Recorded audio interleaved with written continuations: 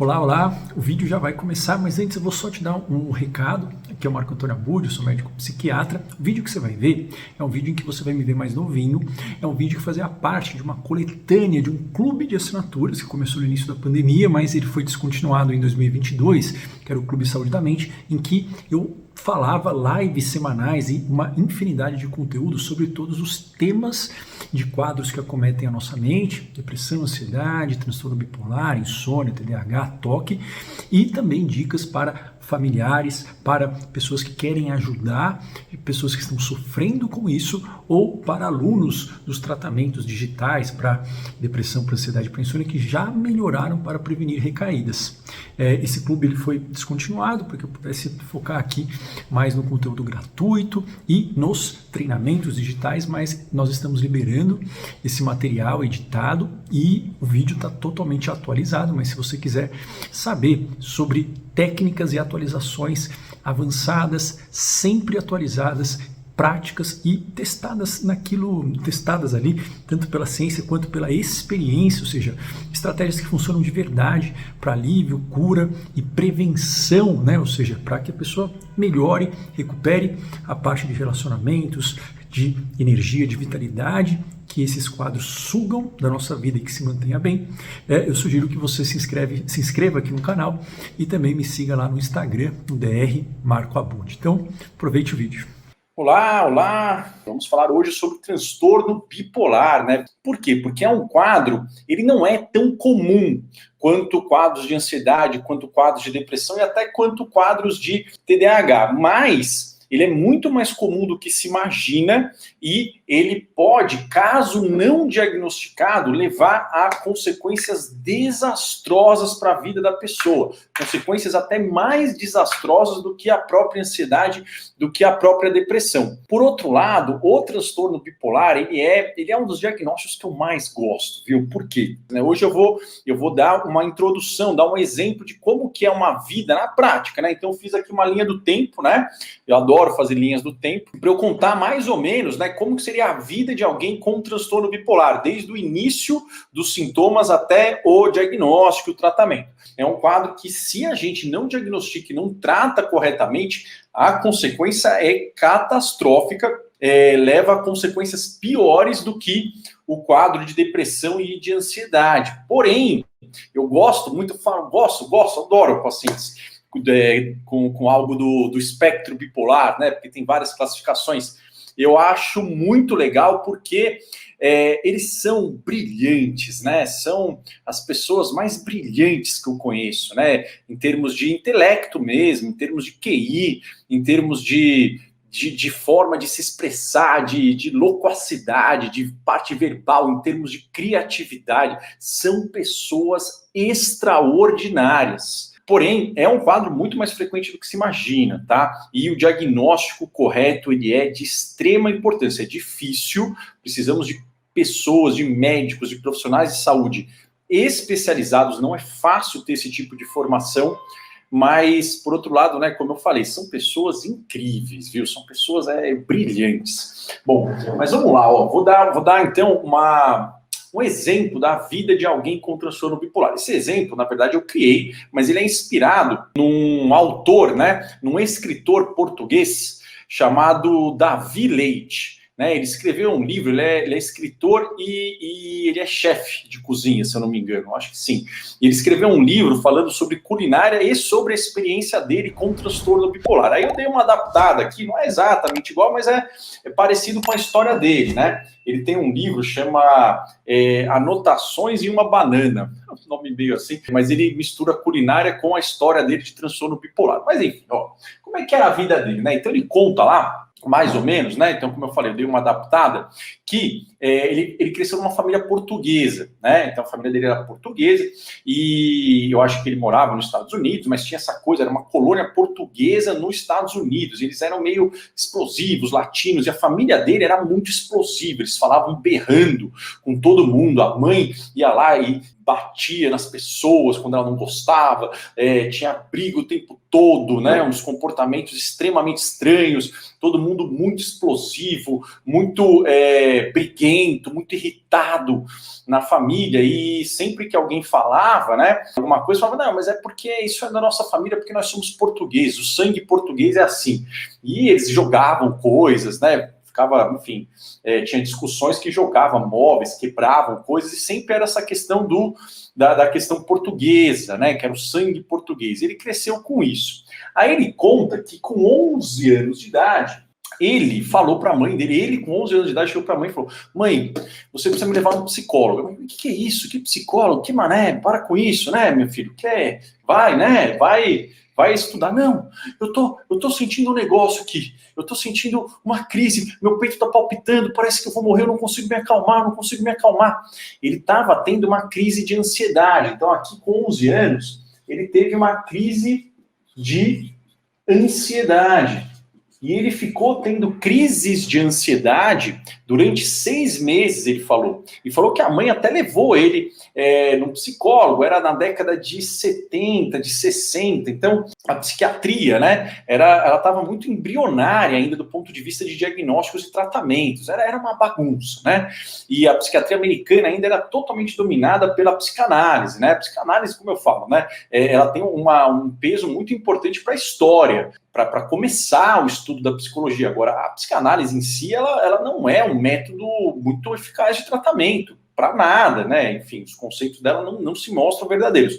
Mas, enfim, aí chegou lá, e aí o psicólogo falou que ele estava com essa crise, tinha muita crise, muita irritação, e tinha muita raiva. Era muita ansiedade, muita raiva. E o psicólogo tinha essa visão psicanalítica, nem se falava, né? E não tinha nem esse diagnóstico de crise de pânico, nada disso. O psicólogo falou que, na verdade, aquilo era uma raiva reprimida que ele tinha dos pais dele, porque ele queria matar os pais, né? Do ponto de vista simbólico, é uma questão da psicanálise, né? Tudo tem a ver aí meio com essa coisa de matar pais, sexualidade, enfim. Mas foi isso, e falou que, ok, ninguém não deu nenhum tratamento para ele. E aí, depois de 6 meses, durou 6 meses, passou. Ok. Aí, bom, ele fez lá a faculdade dele, quer dizer, fez o colégio e entrou na faculdade. Se eu não me engano, ele entrou numa das melhores faculdades de engenharia que tinha lá na região. Era uma faculdade extremamente disputada, né? E ele entrou aqui com 19 anos e com 20 anos ele estava no primeiro ano dessa faculdade. Era muito disputada.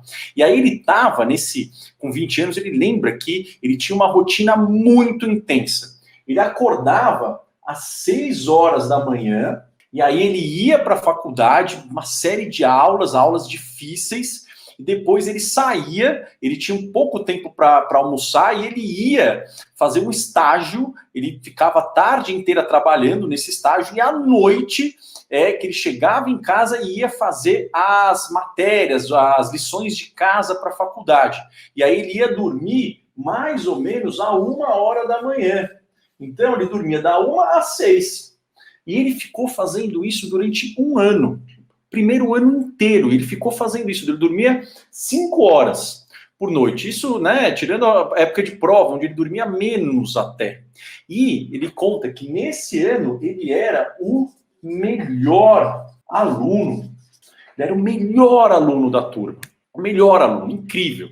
E aí ele conta que no final aqui, né, quando ele estava aqui no final desse primeiro ano, indo para o segundo, ele estava, né, ele gostava muito de escrever já, e aí ele estava com umas ideias, ele começou a sentir que a cabeça dele estava produzindo ideias incríveis, e ele conta que era como se ele tivesse sentido uma luz quase que divina, iluminando o corpo dele, iluminando a mente dele, e aparentemente tudo ficou claro, e aí ele sentia que o corpo dele era feito de luz, emanava luz, né? A mão dele saíam raios, faíscas de luz, né? Iluminava o corpo inteiro dele, e aí ele sentia, né, quase que possuído, né? Uma coisa quase que o Espírito Santo, né? Numa linguagem bíblica, né? Falando línguas das pessoas, eu lembro disso, né? Do Evangelho. Eu lembro que eu tive uma criação católica, e parece isso, né? Que ele foi, né, tomado por essa musa inspiradora, e ele começou a escrever, e ele não parava, ele tinha muitas ideias e projetos, e ele escrevia, e ele pensava mais rápido do que a mão conseguia escrever, e ele tinha que espalhar essas ideias e criar coisas, e era uma sensação muito boa, e ele queria ajudar as pessoas. Ele falou que ele entrava no supermercado, via a caixa que estava lá atendendo, e ele falava, nossa, essa mulher eu preciso ajudar, e ele sentia que ele tinha uma questão meio salvadora da humanidade. Ele fala que era uma sensação incrível. Só que, o que aconteceu com 21 anos? Ele entrou num quadro de uma depressão intensa. Ele começou a ficar, de repente, né, parece que virou, passou aí um mês assim, iluminado, caiu, diminuiu. E aí ele foi ficando, ele falava que ele sentia que o mundo estava distante. Parecia que ele estava vendo o mundo, ele estava aqui, só que aí as coisas elas estavam numa distância muito, muito longe. E era tudo meio difícil dele entender, dele pegar. O raciocínio dele estava muito lento, ele sentia um cansaço. Ele falava que para começar o dia era um sacrifício porque o mundo parecia muito difícil e muito amedrontador. Ele tinha medo de ir nos lugares, de decepcionar as pessoas, medo porque ele não estava conseguindo raciocinar e ele não tinha energia, ele tinha muito cansaço, a mente dele não conseguia pensar direito. E aí ele ficou assim, esse ano aqui todo, até que no meio do ano as notas dele pioraram, né? E ele resolveu o quê? Abandonar. Ele abandonou a faculdade. Trancou, largou. Ele não sabia que ele estava deprimido. Ele achava que aquilo não era para ele, que alguma coisa estava errada, que não era para ser. E o mundo estava meio ali, meio sem vida, sem colorido, estava tudo assim. E ele ficou meio que ficando nesse estado meio cansado, indo de um emprego para o outro, tentava cozinhar, melhorava um pouco, a parte da culinária era uma coisa que ele gostava, só que aí, de repente, né, a família falou que ele precisava de um emprego para pagar as contas e alguém ofereceu um emprego para ele num banco. E aí ele falou que foi. E ele não sabe muito bem por que ele começou a ir muito bem nesse emprego no banco. Com mais ou menos 25 anos, ele foi nesse emprego no banco. E ele entrou ali num cargo super baixo e ele foi indo, e o pessoal começou a gostar dele, e ele começou a fazer coisas muito boas, e começava a mandar muito bem, falava bem com os clientes, ele foi subindo de cargo, foi chegando gerente, enfim, supervisor, e ele, em 10 anos, dos 25 aos 30 anos, ele conseguiu escalar cargos muito, muito altos nesse banco. Ele chegou numa parte administrativa extremamente alta. Ele era superintendente, né, de um setor. Ele ganhava muito bem. Né, ele ganhava muito bem, né? O pessoal ele fala em inglês, né, que era six-figure salary, né, que era um salário de 6 dígitos por ano. Então ele ganhava mais de $100 mil por ano na época lá, né? Hoje em dia já é um baita dinheiro, né? Na época, então, era muito dinheiro ainda, né? Na década de 80. E ele era extremamente bem sucedido. E ele teve aqui uma performance inacreditável até os 35 anos. E aí, nos 35 anos, ele começou a sentir tristeza, irritação. Ele estava muito irritado, ele estava triste, angustiado, e ele não via mais graça em trabalhar. E ele achava que isso era porque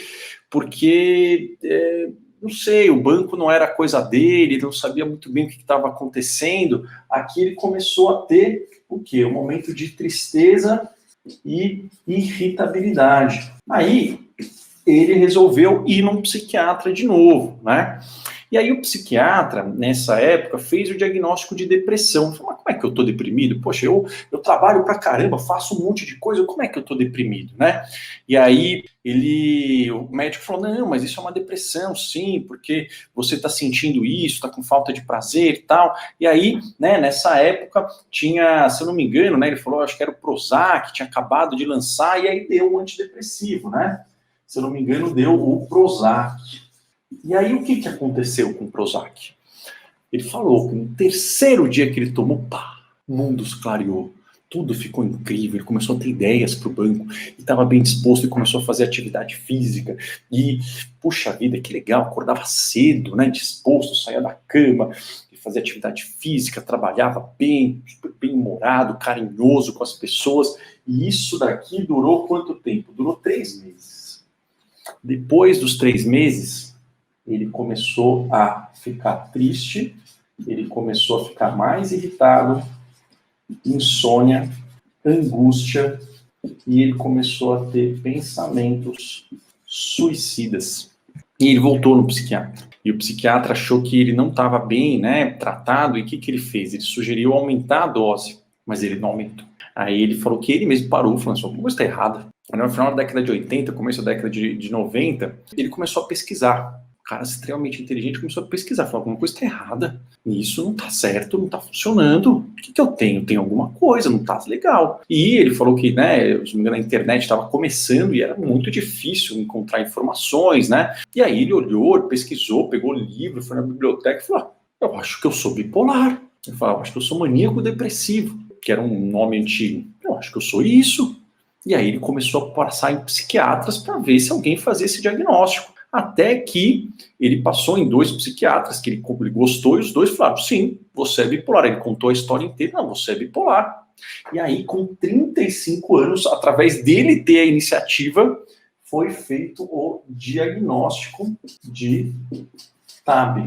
Ele fala que ele é um TAB tipo 2, né? Porque ele teve uma hipomania. Depois aí eu vou explicando. Mas fica na dúvida, né? Porque essa descrição que ele teve aqui, né? Com uns 20, 21 anos, é difícil saber, né? O quanto que isso foi uma hipomania, o quanto que foi uma mania. O fato é que ele nunca teve um quadro de aceleração extremamente grave, né? A ponto de gerar uma internação. Mas, enfim, né? Ele foi diagnosticado com transtorno afetivo bipolar tipo 2, que na época era um diagnóstico, hoje já é difícil, na época era dificílimo.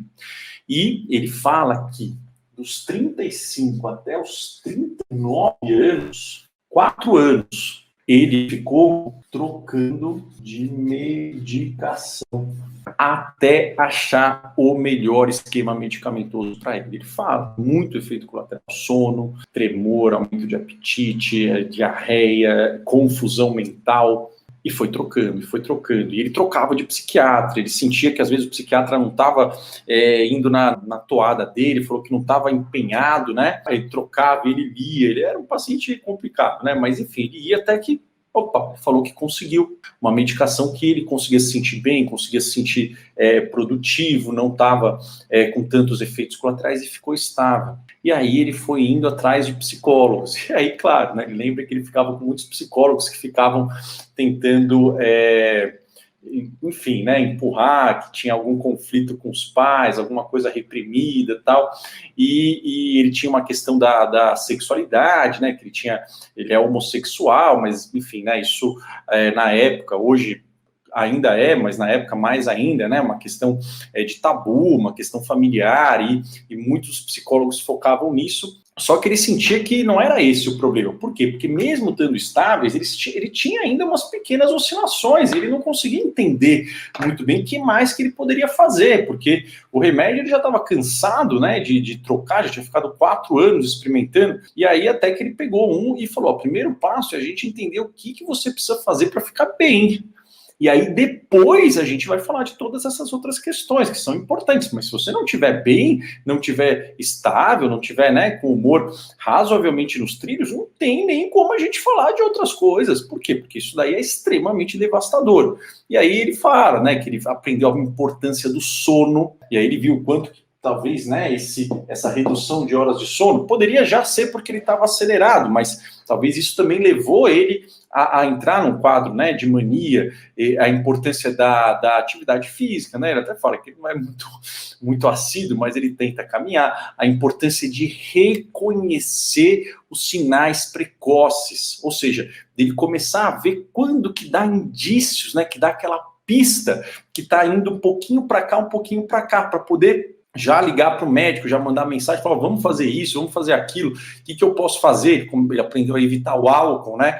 Que isso era um fator de gatilho. Ele falou que aí sim, depois de 39, ele demorou mais uns 2, 3 anos até conseguir essa questão da terapia, foi em torno dos 45 anos que ele de fato fez as pazes com esse diagnóstico. Ele é um cara extremamente bem sucedido, super inteligente, escritor, enfim, né? Cara extremamente reconhecido mundialmente, uma pessoa brilhante, né? Quem vê a entrevista dele fala super bem, extremamente articulado. Ele fala, né, que às vezes ele começa a perceber, né, que ele tá entrando ali quando ele começa a querer fazer muita reunião na casa dele, né? E aí ele começa a cozinhar, chama muita gente, e aí ele fala, e aí ele é o anfitrião e conta história, ele começa a falar rápido e quer convidar todo mundo, né? Quer ajudar as pessoas aí, opa, né? Até as pessoas que estão em volta dele, se não me engano, ele tem um companheiro, né? Hoje ele falou, vamos dar uma, né? Dar uma baixadinha, vamos dar uma dormidinha melhor, vamos dar uma desaceleradinha, né? Então ele fala que quando ele começa a cozinhar muito, chamar muita gente, né? E falar e contar muita história, opa, talvez tenha uma faísquinha ali, né? Na hora de dar uma freadinha. E aí hoje ele está com 63 anos, se eu não me engano, né? Por aí. Ok, tá me vendo, mas olha só que interessante, né? Eu dei esse exemplo, ele tem um diagnóstico de um transtorno infantil bipolar tipo 2, que é um diagnóstico muito mais difícil do que o tipo 1, né? Aqui, por exemplo, ele já começou com alguns sintomas ansiosos, mas aqui realmente é difícil, né? A gente dá uma olhada. Mas aqui, ó, se a gente for ver, com 20 anos, opa, aqui ele já estava numa performance muito alta, ele dormia 5 horas durante um ano, era o melhor aluno. São pessoas extremamente brilhantes, né? Tem muitos estudos que mostram que quem é do espectro bipolar, né, transtorno bipolar tipo 1, tipo 2, ciclotimia, em média, pode ter um QI até 10 pontos acima da média da população. São pessoas extremamente inteligentes do ponto de vista intelectual mesmo. O problema é que, olha o quanto que ele perdeu de possibilidades executivas, depois ele até recuperou, mas o quanto que teve de prejuízos por conta o quê? Da própria oscilação do humor. Mas são pessoas que intelectualmente costumam ser, não é uma regra também, não precisa ser, mas costumam ser pessoas brilhantes, né? Que pegam as coisas muito rápido. Então aqui talvez ele já estava numa hipomania, não sei.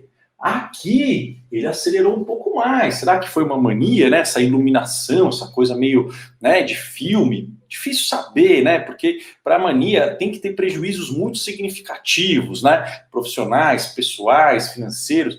Não está claro se tinha. Talvez fosse uma hipomania um pouquinho mais ali, né? Para cima. Aqui, opa, entrou num quadro depressivo. E aqui com 25 anos, provavelmente ele voltou, não sei, talvez uma hipomania, uma hiperprodutividade, difícil saber, mas são pessoas que, às vezes, quando elas estão bem, ou elas estão um pouquinho ali para cima, não dá para competir, elas são muito boas, elas constroem impérios, né? São pessoas geniais, brilhantes, destacou, ele subiu de cargo assim exponencialmente no banco, aí aqui opa, caiu de novo. E aí olha que interessante, né? Um diagnóstico errado de um quadro depressivo, um diagnóstico mal feito, e não é incomum, ainda mais hoje em dia. Para vocês terem uma ideia, a média de tempo entre o primeiro quadro e o diagnóstico definitivo, hoje em dia, isso aqui é na década de 80, 90, hoje em dia é de cerca de 15 anos para o transtorno bipolar. Por quê? Porque é difícil entender, normalmente se diagnostica muitos quadros depressivos, só que poucos profissionais, eles investigam de uma forma adequada a presença de um quadro maníaco e hipomaníaco, então é mais difícil ainda. Não estou dizendo que é fácil, que eu também não como bola, mas é uma coisa obrigatória em qualquer tipo de diagnóstico de quadro depressivo você investigar de uma forma mais assertiva possível a presença de um possível quadro de mania ou de hipomania no passado. Mas por que isso, né? Porque essas pessoas, elas não se dão muito bem com antidepressivos. É por isso. O antidepressivo, para transtorno bipolar, tem uma resposta paradoxal, funciona de um jeito diferente. Às vezes melhora até rápido. E a pessoa pode ficar meses, quem sabe até anos bem. Só que depois o antidepressivo ele perde o efeito. E aí e é comum que ele leve ao quê? A um quadro misto, onde a pessoa fica ao mesmo tempo deprimida e acelerada no pensamento. E esse quadro misto é o quadro da psiquiatria inteira, mais associado a pensamentos de morte e tentativas de suicídio. Muito mais, por exemplo, do que um quadro depressivo unipolar, que muitas vezes, quando a gente está só na depressão, está tão lento que não dá nem para pensar, a pessoa não tem nem força para fazer algo. Nesse quadro já não. Nesse quadro a pessoa está mal, está para baixo, ela não vê prazer, ela não vê propósito, e ao mesmo tempo a cabeça dela não para de ter ideias, ela está inquieta e ela está impulsiva. Então é uma bomba relógio. Por isso que antidepressivos nesses pacientes não é só que não funcionam, eles podem piorar e aumentar o risco de suicídio. Então tem que ter muito cuidado. Tá? Não estou dizendo que é fácil, não estou dizendo que, mesmo investigando, você pode dar o antidepressivo, não tinha nenhum indício, e a pessoa ter isso. Claro, não é 100%, mas isso é obrigatório. É por isso até que muita gente fica perguntando, que remédio é bom? Tomo esse, não tomo? Não pode fazer isso. Por quê? Porque isso é só na consulta.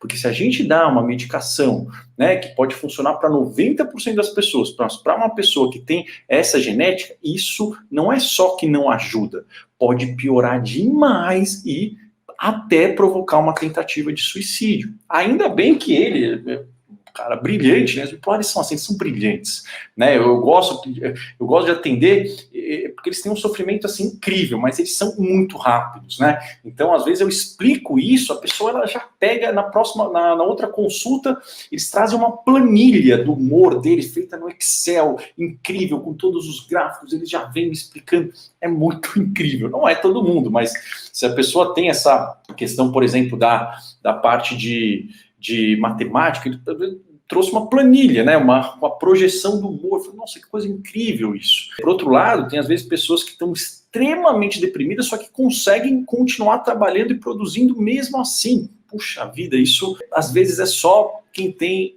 o pezinho nesse espectro que consegue. Então, assim, são pessoas que têm uma capacidade muito intensa, porém o nível de sofrimento dessas pessoas é extremo. O risco de suicídio é o maior que a gente tem na psiquiatria.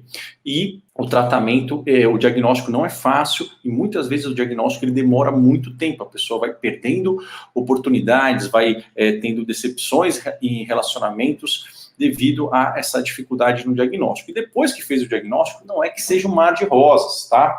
Claro, as medicações evoluíram muito desde esse tempo, mas às vezes a gente demora um pouquinho para achar o melhor remédio ou a melhor combinação de remédio para essas pessoas. Por quê? Porque é muito difícil que a gente consiga, com um remédio só, sendo bem sincero, tirar esses sintomas de aceleração e prevenir, e os sintomas de depressão e prevenir. Muitas vezes a gente tem que fazer associações, e cada organismo tem uma resposta individual. Eles demoram para fazer efeito. Então, assim, precisa de muita persistência. Ele foi muito persistente, né? Ele trocava de psiquiatra, não desistiu. Não que seja fácil também. E aí ele conseguiu, e é claro, a medicação ela tem o objetivo de prevenir. Porém, ela não previne 100%, ela previne, tem o dobro da capacidade preventiva do que não fazer nada, só que não é 100%, ainda tem oscilações, e aí é muito importante que isso eu falo, né, vou falar nos outros vídeos, né, como ajudar alguém com transtorno bipolar, mas já estou adiantando, é que ele tem uma rede de apoio que consegue dar umas dicas que, às vezes, a pessoa, quando ela vai acelerando, é difícil ela perceber. E, quando a coisa já está muito intensa, puxa, não é o ideal. Por quê? Porque talvez demore para melhorar. Então, é legal a gente perceber, né? Eu falo, a gente apaga um incêndio enquanto ele é uma faísca, a gente não espera ele tomar conta da casa inteira, né? Então, é interessante ter já esses sinais precoces, né? Opa, estou fazendo isso, estou fazendo aquilo, estou cozinhando. Tem gente que fica um pouco mais irritada, tem gente que começa a ficar trabalhando até tarde, começa a dormir pouco, enfim. E a terapia para o transtorno bipolar, ela, é claro, vai abordar todos os temas, mas ela tem que obrigatoriamente ajudar ele a identificar os fatores que são importantes para manter a estabilidade do humor, porque sem isso, não tem como a gente trabalhar outras questões, não tem como usar todo esse potencial. Em geral, o transtorno bipolar tipo 1, ele tem oscilações muito graves. Quanto mais grave a oscilação, mais cuidado a gente tem que ter para sugerir ficar sem medicação. Por quê? Porque, como eu falei, ninguém tem bola de cristal, ninguém tem. Agora, o que a gente observa estatisticamente é que ele tem uma alta chance de recorrência. Então, se a pessoa para de tomar medicação, a chance de recorrer é o dobro do que se ela continuasse tomando a medicação. Não quer dizer que a medicação tira 100%, mas ela diminui pela metade o risco de uma recorrência, né? E se a pessoa teve um quadro muito grave no passado, tende-se a colocar na balança e a gente sugerir para que ela não pare o remédio. Por quê? Porque a chance de ter um outro quadro, e se a gente tiver que tratar, a chance de não dar tempo e a pessoa, enfim, ter uma consequência muito ruim para ela ou para os outros é muito alta. Então, no transtorno afetivo bipolar tipo 1, os protocolos todos recomendam que a gente não pare o tratamento nunca, tá? Com remédio. Mas não quer dizer que a dose de ataque que a gente dá quando a pessoa está acelerada ou deprimida é a mesma da manutenção. Agora, o tipo 2... não é tão mandatório assim. Por quê? Porque, por definição, eles têm quadros menos graves. Porém, os estudos atuais, eles mostram que, por exemplo, o risco de suicídio do transtorno bipolar tipo 2 e o do tipo 1 é o mesmo. E apesar do quadro ser menos exuberante, o risco de prejuízos no trabalho e nas relações do tipo 1 e do tipo 2 é muito parecido. É que o tipo 1 ele é mais chamativo, ele chama mais atenção, uma explosão. Tipo 2, às vezes, é mais discreto, você acha até que a pessoa é muito produtiva, muito divertida, né? Muito enérgica. Atualmente, a tendência também é que a gente não deixe o tipo 2 sem uma medicação de manutenção. Mas, além disso, uma parte importante do tratamento, eu perco mais da metade da consulta vendendo a ideia da pessoa abraçar o diagnóstico, porque isso faz diferença. Não é fácil, mas a partir do momento que você começa a abraçar o seu diagnóstico, abraçar suas limitações, abraçar que você vai ter que ficar de olho em sinais precoces, quanto mais a pessoa conseguir detectar isso, melhor o prognóstico dela, melhor a chance dela manter as coisas que ela conquista, né? Por isso que a primeira parte para a gente preservar a cognição é tentar deixar o humor estável. Por quê? Porque a cada vez que vai, demora um tempo para voltar, né? E vai demorando mais. Então, isso é importante, tá? Então, manter estável é importante. Depois, a questão que é interessante também a gente sempre discutir com o médico o quanto que a medicação, porque os remédios para transtorno bipolar são muitos e alguns deles não são fáceis, tá? O quanto que a medicação pode estar contribuindo para dar uma certa lentificação cognitiva. Às vezes ocorre. E aí, tem como fazer alguns ajustes que podem ajudar, tá? Tem um livro muito legal, né? Que eu acho que eles fizeram até um filme, eu não sei se saiu o filme. É um livro muito legal que ele ele explora a parte criativa que vem associada ao transtorno bipolar, fala sobre esse gênio artístico que está junto com esse diagnóstico. Chama Touched by Fire.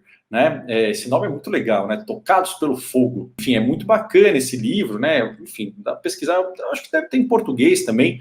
É muito legal. Eu acho que eles estavam para fazer um filme, não sei se fizeram, mas esse livro é muito clássico, tá certo?